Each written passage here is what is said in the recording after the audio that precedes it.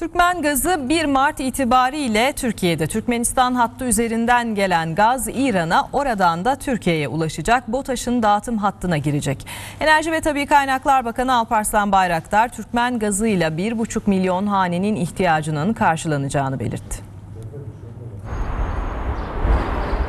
Türkmenistan doğalgazının Türkiye'ye ve Türkiye üzerinden küresel piyasalara arzı ayrı bir stratejik değer kazandı. Enerjide yeni tedarik kaynağı devreye alınıyor. Türkmenistan doğalgazı Türkiye'ye geliyor. Türkmen gazı Türkiye'nin enerji arz çeşitliliğine katkı sağlayacak. Müjdeyi Enerji ve Tabii Kaynaklar Bakanı Alparslan Bayraktar verdi. Gazın teslimatının başlayacağını duyurdu. Türkiye 20 yıl sonra ilk kez boru gazıyla kendi sınırları olmayan bir ülkeden gaz tedariki yapacak. Yıl sonuna kadar 1,3 milyar metreküp Türkmen gazının Türkiye'ye sevk edilmesi planlanıyor. Bu gaz 1,5 milyon hanenin doğal gaz ihtiyacını karşılayacak.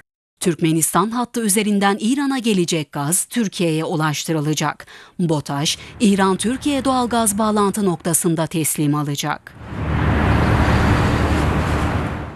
Türkmen gazı Türkiye'nin gaz tedarik çeşitliliği ve ithalat portföyünü çeşitlendirme sürecinde kritik bir adım olacak. Aynı zamanda batıya gaz ihracatında alternatif bir güzergah oluşturması açısından da stratejik önem taşıyor. Bu Türkiye'nin jeopolitik konumunu güçlendiren, doğal gaz ticaret merkezi olma hedefini pekiştiren bir adım oldu.